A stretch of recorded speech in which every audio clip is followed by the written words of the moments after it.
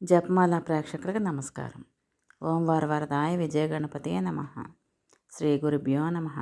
శ్రీమాత్రే నమః. మహారాజా, జగత్కారణమైన పరమేశ్వరిని ఆరాధించు. దేవీ యజ్ఞం నిర్వహించు. మహాకాళి, మహాలక్ష్మి, మహాసరస్వతి రూపాల్లో కారణమైన ఆదిశక్తి సర్వకామద. ఆ తల్లి శాంతమూర్తి, సుఖసేవ్య, దయాన్విత. ఆ తల్లి దయ ఉంటే ఏదైనా చేయగలం. ఆ నామాన్ని జపిస్తే చాలు, వాంఛితార్థాలు సిద్ధింపచేస్తుంది. పూర్వకాలంలో త్రిమూర్తులే అర్చించారు. జితాత్మలే, తాపసులు, మోక్షకాములై ఎప్పుడూ ఆరాధిస్తూ ఉంటారు. దేవీనామ బీజాక్షరాలని అస్పష్టంగా, అనుద్దిష్టంగా ఉచ్చరించినా చాలు, ఫలితం లభిస్తుంది. ఏ పులుకో పుట్రకో భయపడి ఐ ఐ అన్నా అవి బిందురహిత బీజాక్షరాలై ఆ వ్యక్తికి అభీష్టం నెరవేరుస్తాయి. సత్యవ్రతుడే దీనికి ప్రత్యక్ష నిదర్శనం. మునీశ్వర్ల గోష్ఠులలో ఇతడి ప్రస్తావన తరచుగా వస్తూ ఉంటుంది. అతడు వృత్తాంతం సవిస్తరంగా చెబుతాను విను అని వేదవ్యాసుడు చెప్పడం ప్రారంభించారు. సత్యవ్రత వృత్తాంతం. వెనకటికి సత్యవంతుడని ఒక బ్రాహ్మణుడు ఉండేవాడు. అతనికి చదువు ఏమీ లేదు. పొట్ట చించి చూసినా అక్షరం ముక్క ఉండేది కాదు. పైగా పరమ మూర్ఖుడు. అతడు ఒకరోజు ఒక అక్షరం నేర్చుకున్నాడు.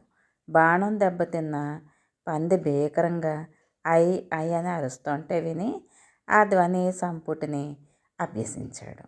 ఇక నిరంతరం అదే ఉచ్చారణ, లక్షలు కోట్లుగా ఉచ్చారణ సాగింది.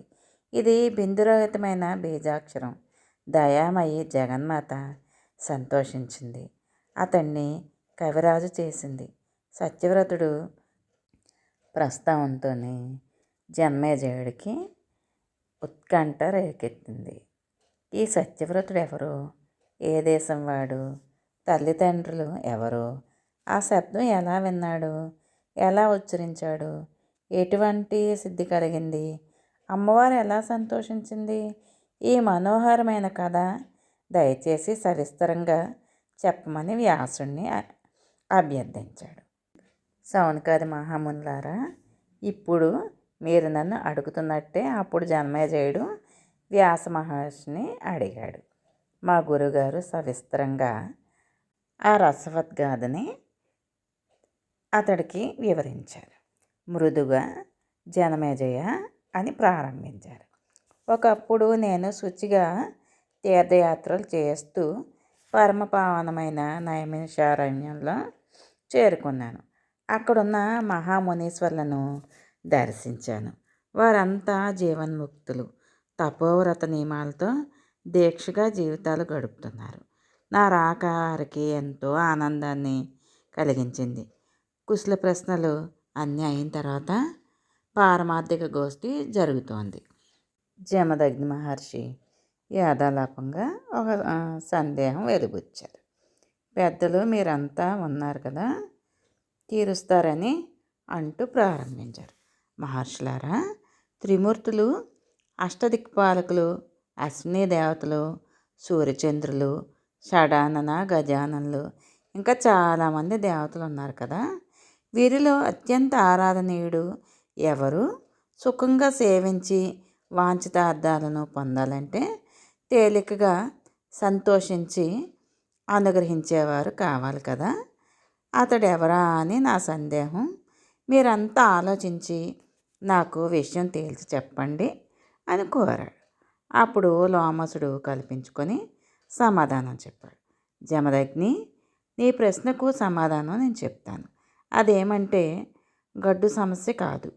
శుభాలు పొందాలనుకుని కోరుకునేవారందరూ అత్యంత ఆరాధనీయురాలైన ఆదిశక్తిని మాత్రమే. ఆది పరాశక్తి ప్రకృతి సర్వగా అంతటా వ్యాపించే, సర్వదా అన్నీ ఇచ్చేది శివ శుభ స్వరూపిణి అయిన ఆ జగన్మాత ఉన్నారు. త్రిమూర్తులకే కాదు, సకల దేవతలకు కన్నతల్లి ఆది పరాశక్తి. సంసార వృక్షానికి ఆది ప్రకృతియే మూలం. ఆవిడ నువ్వన్నట్టు సుఖసేవ్య, ఆసు సంతోషి, తలుచుకున్నా ఉచ్చరించినా చాలు వాంఛితార్థాలను వెంటనే అనుగ్రహిస్తుంది. దయార్థ చిత్తంతో ఎప్పుడు వరదానానికి సిద్ధంగా ఉన్నానన్నట్టుగా ఉంటుంది. ఇది నేననడం కాదు, దీనికి సాక్ష్యం ఉంది. ప్రత్యక్షంగా జరిగిన సంఘటన, ఇతిహాసం ఒకటి ఉంది. నామాక్షరాన్ని పరాకుగా ఉచ్చరించినంత మాత్రానే వాంఛితార్థ సిద్ధిని పొందిన ఒక ద్విజుడు వృత్తాంతం నాకు తెలిసిందే. నేను ఎరిగింది, ప్రత్యక్షంగా జరిగింది చెబుతాను వినండి అని. కోసల దేశంలో దేవదత్తుడని ఒక విప్రుడున్నాడు. బహుశ్రుతుడు, వేదాంతాలన్నీ తెలిసినవాడు. అయితే అతనికి సంతానం లేదు. అందుకోసమని విధిపూర్వకంగా ఒక ఇష్టి అంటే పుత్రకామేష్టి యాగం చేశాడు. తమసా నది తీరంలోని మండపం నిర్మించి యాజ్ఞికులకు ఆహ్వానించి అగ్నిని స్థాపించి పుత్రకామేష్ని యథావిధిగా శ్రద్ధాభక్తులతో నిర్వహించాడు. సుహోత్రుడు బ్రహ్మగా, యజ్ఞవల్కుడు ఆధ్వర్యంలో బృహస్పతి అనే మహర్షి హోతగా, పైలుడు ప్రస్తోతగా, గోబిలుడు ఉద్గాతగా, తక్కిన మహాములంతా సభ్యులుగా ఆ యజ్ఞం సాగింది. అందరికీ భూరి దక్షిణాలు అందాయి. ఉద్గాతగా ఉన్న గోబిలుడు సామవేదంలో దిట్ట. యజ్ఞ పరిసమాప్తిలో సప్తస్వర సమన్వితంగా రథంతరంగాన్ని అంటే సామవేద మంత్రాన్ని గానం చేశాడు. ఆ సందర్భాన మాటికి శ్వాస ఎగవేర్చడంలో ఒకచోట పొరపాటున స్వరభంగం అయ్యింది. యజమానుడైన దేవదత్తుడికి కోపం వచ్చింది. కామ్యకర్మగా పుత్రార్థన యజ్ఞం చేస్తుంటే మునిముఖ్యుడవై ఉండి కూడా స్వరభంగం చేశావు మూర్ఖుడా అని నిందించాడు.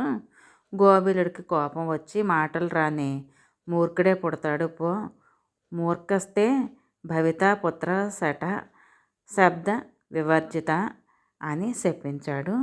శ్వాసను నియంత్రించడం, దీర్ఘంగా గుక్కపట్టడం అన్ని వేళలా అంత తేలికైన పని కాదు.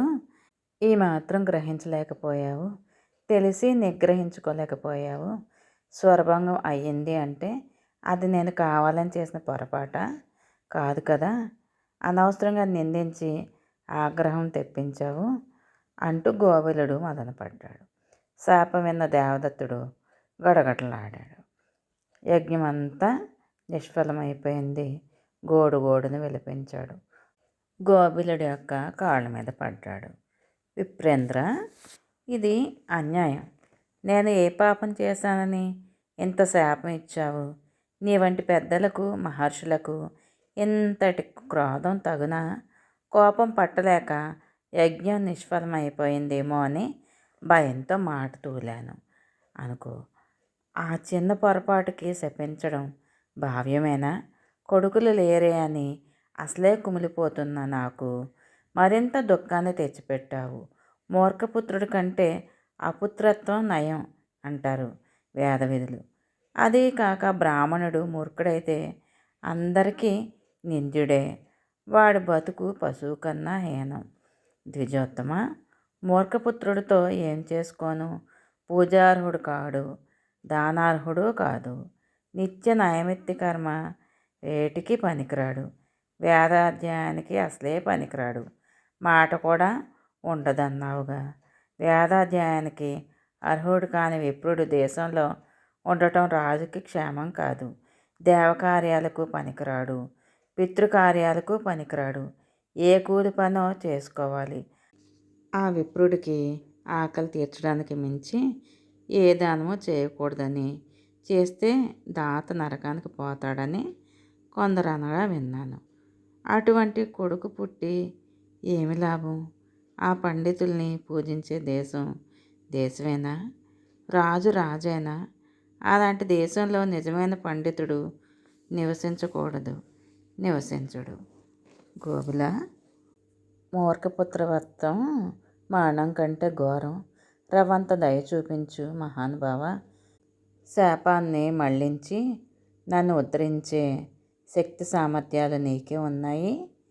ఇదిగో కాళ్ళు పట్టుకుంటున్నాను, మన్నించు, దయచూడు. దేవదత్తుడు కన్నీరు పెట్టుకుంటూ దీనంగా ప్రార్థించేసరికి గోబిలుడు పూర్తిగా కరిగిపోయాడు. మహాత్ములు అంతే కదా, క్షణకోపంలో, పాపాత్ములైతే దీర్ఘకోపంలో. నీళ్ళు చల్లగా ఉంటాయి, వేడి తగిలితే చాలు ఇట్టే వేడెక్కుతాయి. నిప్పుని తొలగిస్తే వెంటనే మళ్ళీ చల్లారిపోతాయి, సహజ గుణం పొందుతాయి. అలాగే దేవదత్త, నీ కొడుకు మూర్ఖుడుగా జన్మించిన అటుపైన విద్వాంసుడవుతాడు. భయపడకు, దుఃఖించకు, నీకు ఆనందాన్ని కలిగిస్తాడు. గోబిలుడు అనుగ్రహించాడు. ఇష్టి పరిసమాప్తమైంది. బ్రాహ్మణులందరూ వీడ్కోలు తీసుకొని వెళ్ళిపోయారు. కొంతకాలానికి దేవదత్తుడికి అతని భార్య రోహిణి గర్భవతి అయిందని శుభవార్త చెప్పింది. గర్భాధానం, పుంసవనం, సీమంతాదులు అన్నింటినీ శాస్త్రీయంగా జరిపాడు. ఇష్టి సఫలమైంది అని సంతోషించాడు. బ్రాహ్మణులకు భూరిదానాలు ఇచ్చాడు. ఒక మంచి రోజున శుభముహూర్తంలో రోహిణి నక్షత్రయుక్త శుభలగ్నంలో రోహిణీదేవి ప్రసవించింది. కుమారుడు జన్మించాడు. జాతక కర్మలు నిర్వహించి కొడుకుకి ఉతజ్జుడు అని నామకరణం చేశారు. దేవదత్తుడు 8వ ఏట ఉపనయనం జరిపించాడు. వేదం నేర్పిద్దామని ఆరంభించాడు. ఉదజ్జుడు అమాయకంగా తింగర ముఖంతో కూర్చున్నాడు తప్ప అక్షరం కూడా పలకలేదు. దేవదత్తుడు చాలా రకరకాలుగా ప్రయత్నించాడు. కొడుకు నోట పలుకు లేదు. తండ్రి బహుదా దుఃఖించాడు. పట్టు వదలకుండా వేదం వినిపిస్తూనే ఉన్నాడు, నేర్పుతూనే ఉన్నాడు. అబ్బాయికి 12వ ఏట వచ్చింది. సంధ్యావందనమైనా రాలేదు. ఉదజ్జుడు మూర్ఖుడు అనే వార్త లోకమంతా వ్యాపించింది.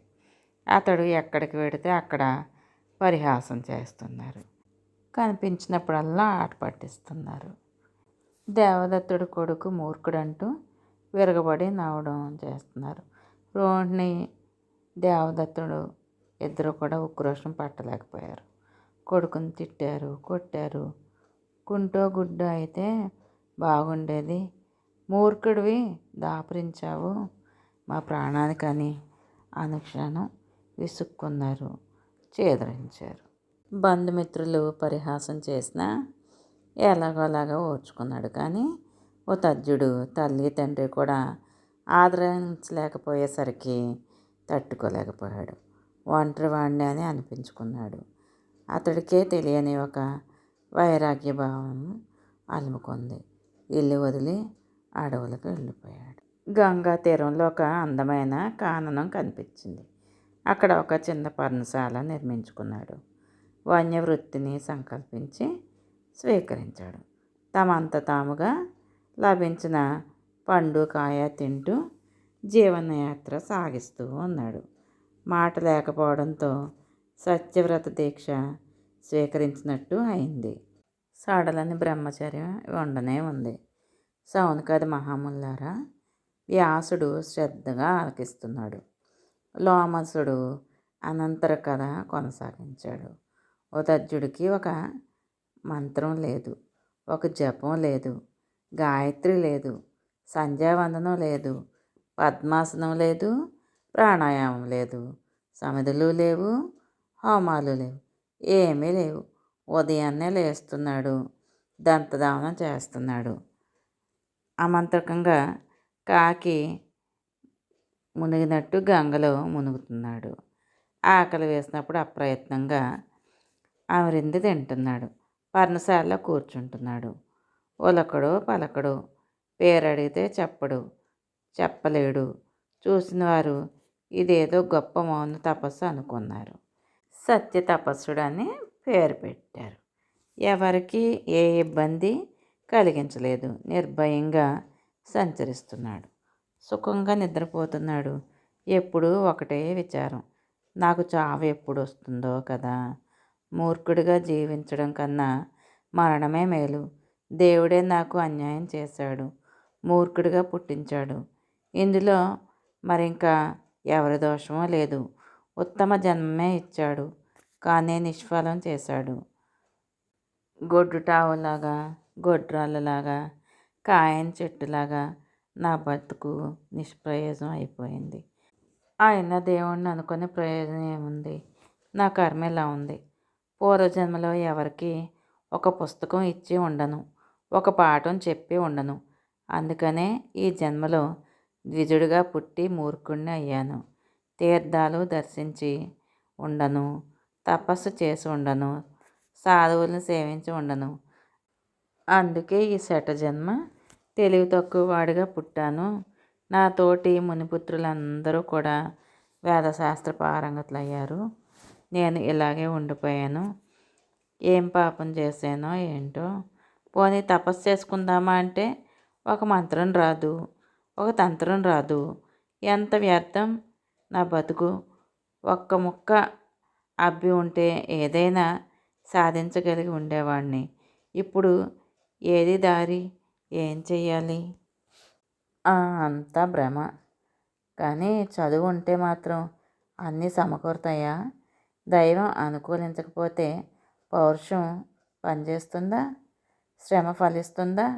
అనుకూలిస్తే పురుషకారంతో పని ఉందా? దైవ బలమే బలం. అది ఉంటే అన్నీ ఉన్నట్లే అని బ్రహ్మ, విష్ణు, మహేశ్వరులు, ఇంద్రాది దేవతలు అందరూ దైవ స్వరూపమైన కాలానికి వశవర్తులే. కాలాన్ని ఎవ్వరూ తప్పించుకోలేడు. అది బలీయం, అది దురతిక్రమం. పగలు రేయి మెలకువగా ఉన్నంతసేపు ఇలాగే రకరకాలుగా వితర్కించుకుంటూ విరక్తుడే శాంతుడే కాలం గడుపుతూ ఉతర్జుడు పావన గంగా తీరాన పర్ణశాలలో ఒంటరిగా 14 సంవత్సరాలు సుదీర్ఘంగా గడిచిపోయాయి. ఒకరోజు ఒక నిషాదుడు క్రూర మృగాలను వేటాడుతూ పర్ణశాల వైపు వచ్చాడు. అతడి ఆకారం క్రూరంగా ఉంది. జంతువులను చంపడంలో మంచి నేర్పరిలా ఉన్నాడు. ఎక్కుపెట్టిన ధనుర్బాణాలతో వచ్చాడు. అడవి పందిని తరుముకుంటూ వచ్చాడు. ఒక్క ఉదుటన బాణం విడిచాడు. అది వెళ్ళి అడవి పందికి గాఢంగా గుచ్చుకుంది. దాని ప్రాణాలు విలవిల్లాడాయి. భయపడిపోయింది. తప్పించుకొని పారిపోయే ప్రయత్నంలో అటు ఇటు పరుగు తీసింది. నెత్తురు ఓడుకుంటూ పర్ణశాల ప్రాంగణంలోకి చొరపడింది. ఉతర్జుడు చూశాడు. ప్రాణాలు కడబట్టిన దాని దయనీయ స్థితి చూసి రక్షణ కోసం దాని ఆరాటం గమనించాడు. కరిగిపోయాడు. మనసు దయార్ద్ర హృదయం అయిపోయింది. కళ్ళల్లో నీళ్లు నిండాయి. రోమకూపాలు తనువంతా పుట్టమరించాయి. సర్వాంగాలలోనూ ఒక జ్వర తీవ్రత వ్యాపించింది. ఒక ఆవేశంలాగా, ఒక ఉన్మాదంలాగా, ఒక పూనకంలాగా గుండెల్లో దయారసం ఏకోన్ముఖంగా పొంగువారింది. సారస్వత బీజాక్షరం ఒకటి ఐ అనే అప్రయత్నంగా నోటి నుంచి వెలువడింది. ఉతర్జుడు ఆశ్చర్యపోయాడు. ఎప్పుడు అనని వినని ధ్వని, సంపుటి మాటలే రాని తన నోటి నుంచి వెలువడడంతో సంభ్రమాశ్చర్యాలకు లోనయ్యాడు. అది ఆనందమో అది దుఃఖమో తెలియలేదు. ఉక్కిరి బిక్కిరి అయ్యాడు. దైవఘటన అనుకున్నాడు. అదే మళ్ళీ మళ్ళీ ఉచ్చరించాడు, జపించాడు. అది సారస్వత బీజాక్షరం అని ఆత్మకి తెలియదు. ఒక శోక తన్మయావస్థలో మునిగిపోయాడు. ప్రాంగణంలోకి చొరబడిన పందికి బయటికి పోయే దారి కనపడలేదు. దట్టంగా ఉన్న ఒక పొదలో దూరి దాక్కుంది. ప్రాణభయం. చప్పుడు చేయకుండా ఊపిరి బిగబట్టి పడుకుంది. మరుక్షణంలో ఈ నిషాదుడు ప్రత్యక్షమయ్యాడు. నల్లటి దేహం, ఎర్రటి కళ్ళు, యమకింకరుడిలాగా ఉన్నాడు. పందిని ఎతుక్కుంటూ వచ్చాడు. మునికి అంటే ఉదర్జుడికి నమస్కరించాడు. పంది ఎటుపోయిందో చెప్పమన్నాడు. నా కుటుంబం ఆకలి తీర్చాలి, పోషించాలి. బ్రహ్మదేవుడు నాకు ఈ వృత్తి జీవనోపాధిగా విధించాడు. నిజం చెప్తున్నాను, నువ్వు కూడా నిజం చెప్పు. నా పంది ఎటుపోయింది? ఇటే వచ్చింది. నువ్వు చూసే ఉంటావు. దానికి బాణం దిగబడి ఉన్నది. ఉదత్యుడు వితర్కంలో పడ్డాడు. వీడు ఆకలి మీద ఉన్నాడు, అడుగుతున్నాడు. పొదవైపు చూపిస్తే పందిని చంపేస్తాడు. చూపించకపోయినా తెలియదన్న అసత్యపు మాట అవుతుంది. ధర్మ సంకటంలో పడ్డాను ఎలాగా అనుకుని ఆలోచించాడు. పెద్దల మాటలు ఎప్పుడో విన్నవి జ్ఞాపకం వచ్చాయి. హింసకు దారి తీసే అట్టయితే గనక అది సత్యం కాదు. దయాన్వితంగా అసత్యం చెప్పినా అది అసత్యం కాదు, సత్యమే అవుతుంది. నరులకు ఏది హితమో అదే సత్యం తప్ప మరొకటి కానే కాదు. కాబట్టి ఇద్దరికీ హితం అయ్యేట్టుగా అనృతం కానట్టి ఏం చెప్పాలా, ఎలా చెప్పాలా అని ఉదత్యుడు మదనపడ్డాడు. నిజమంత్ర బీజాక్షరాన్ని అప్రయత్నంగా ఉచ్చరించడంతో ఆదిపరాశక్తి ఆనందించింది. ఉదత్యుడికి పట్ల అనుగ్రహం చూపించింది. అతడికి అఖిల విద్యలు స్ఫురించేట్టు చేసింది. వాక్శక్తిని అనుగ్రహించింది. ఉదత్యుడు వాల్మీకిలా కవయ్యాడు. అతడి నోటి నుంచి శ్లోకం వెలువడింది. అయ్యో వ్యాధుడా, ఎందుకయ్యా ఇన్నిసార్లు అడుగుతున్నావు? చూసేది కన్ను, చెప్పేది నోరు. నేనేం చెయ్యను చెప్పు. వెళ్ళు, ఇంకో ప్రయత్నం చేసుకో, ఆకలి తీర్చుకో, ఇంత అరణ్యం ఉంది అన్నాడు. ఉదత్యుడు చెప్పిన ఈ సమాధానానికి వ్యాధుడు మారు మాట్లాడకుండా నిరాశతో నిష్క్రమించాడు. ఆనాటి నుంచి ఉదత్యుడు ప్రాచేతనుడిలాగా, అంటే వాల్మీకిలాగా మహాకవి అయ్యాడు. సత్యవ్రతుడు అనే పేరుతో జగత్ప్రసిద్ధి పొందాడు. సారస్వత బీజాక్షరాన్ని నియమపూర్వకంగా జపిస్తూ పండితుడై పేరు పొందాడు. భూమండలం అంతా సన్మానాలు అందుకున్నాడు. తండ్రి స్వయంగా వచ్చి కొడుకుకి ఇంటికి రమ్మని తీసుకెళ్ళాడు. ప్రతి పర్వదినాన మేమంతా ఇతడి కథను తలుచుకుంటూ ఉంటాము, అతడి గొప్పతనాన్ని చెప్పుకుంటూ ఉంటాము. జనమేజయ, ఇది ఆనాడు నైమిషంలో లోమసుడు చెప్పగా నేను విన్న ఈ ఉదత్యుడి కథ. కాబట్టి ఆది పరాశక్తి ఏకైక ఆరాధనీయ సుఖసేవ్య ఆసు సంతోషి నామాక్షరాన్ని అనుదిష్టంగా ఉచ్చరించినా చాలు వరాలు కురిపిస్తుందంటే, ఇక నియమపూర్వకంగా జపించిన వారికి, దేవీ యజ్ఞం చేసిన వారికి సకల వాంఛలు సిద్ధిస్తాయి అనడంలో ఆశ్చర్యం ఏమీ లేదు. అనృతమే ఉంది అసలు. అందుకే కదా అమ్మవారికి కామద అంటే కోరికలు ఇచ్చేది అని ప్రసిద్ధి. ఒక్క మాటలో చెప్పాలంటే ఈవేళ లోకంలో వివిధ భోగాలు అనుభవిస్తూ సుఖపడుతున్నాం వారందరూ కూడా దేవిని అర్చించిన వారే. కష్టాల పాలై దుఃఖాలు అనుభవిస్తున్న వారంతా అర్చించని వారే. అంచేత జనమేజయ, భక్తితో దేవి యజ్ఞం ఆచరించు అని చెప్పారు. మిగతాది వచ్చే భాగంలో విందాము. శ్రీమాత్రే నమః.